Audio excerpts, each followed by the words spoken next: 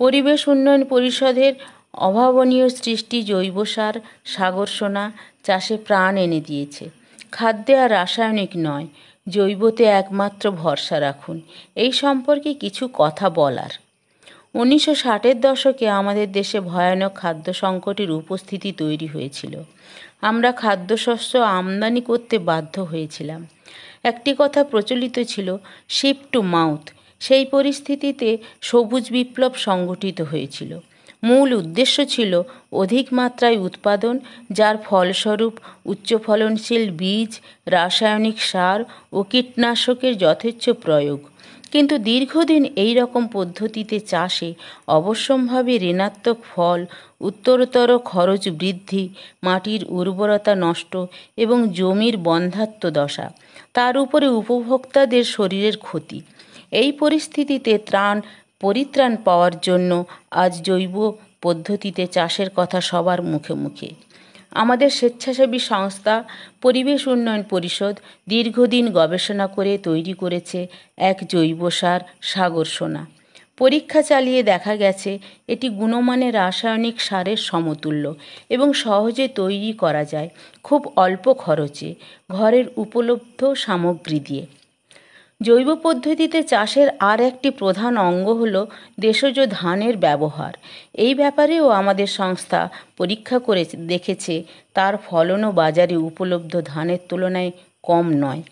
আমাদের সংস্থার কাছে দেশজ, বিশেষত নোনা জমির উপযুক্ত ধানের বীজ সংরক্ষিত আছে।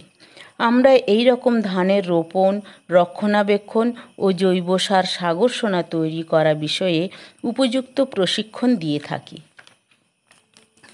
গাছের সুষম খাদ্য হিসেবে 3টি উপাদানের গুরুত্ব রয়েছে: NPK, নাইট্রোজেন, ফসফরাস, পটাশ।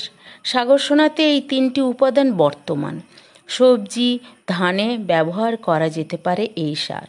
তবে 1 বিঘা জমির জন্য আমরা নিতে পারি গোবর 100 কেজি, গোমূত্র 10 লিটার, খোল 5 কেজি, পোলট্রি লিটার 5 কেজি, খড়ের ছাই 4 থেকে 5 কেজি, চাল সেদ্ধ 5 কেজি, চিটে গুড় 2 থেকে 3 কেজি, ভালো মাটি 12 থেকে 15 কেজি, ধানের তুষ 5 কেজি। প্রথমত উপাদানগুলি সংগ্রহ করতে হবে। দ্বিতীয় পর্যায়ে সমস্ত উপাদানগুলি 1টি কিংবা 2টি ড্রামে ভরতে হবে। এবার তৃতীয় পর্যায়ে পরিমাণ মতো জল দিয়ে, বড় লাঠি দিয়ে ভালো করে মেখে রাখতে হবে। দেখবেন ড্রাম যেন পরিপূর্ণ না হয়, কারণ উপাদানগুলি একসঙ্গে বিক্রিয়া করে পরিমাণে বেড়ে যেতে পারে। চতুর্থ পর্যায়ে প্রতিদিন ওই লাঠি দিয়ে নেড়ে রাখতে হবে ও ঢাকা দিয়ে রাখতে হবে। 10-15 দিন পর এটি গাছের দেওয়ার উপযুক্ত হয়ে যাবে। এবার 10 লিটার জলে 1 কেজি সার মিশিয়ে গাছের গোড়ায় ছড়িয়ে দিন। ধানের ক্ষেত্রে রোয়ার আগে একবার, রোয়ার 1 মাস পরে একবার ও গাছে ফুল আসার আগে আর একবার প্রয়োগ করুন। এখানে বলে রাখি, গোবর, গোমূত্র, খোল নাইট্রোজেনের উৎস। মুরগির লিটারে রয়েছে ফসফরাস এবং খড়ের ছাই পটাশের যোগান দেয়। এছাড়া ভাত বা খুদ সেদ্ধ, চিটে গুড় ও তুষ ভালো মাটি জীবাণু বাড়িয়ে সারের গুণগত মান উন্নত করে। এই সার প্রয়োগ করুন, ফলাফল জানুন ও সেই সঙ্গে উপকৃত হন। পরিবেশ উন্নয়ন পরিষদের বায়ো ক্লাবের ছাত্রছাত্রীদের পক্ষ থেকে সবাইকে শুভেচ্ছা ও নমস্কার ও ভিডিওটি দেখার জন্য অনেক ধন্যবাদ।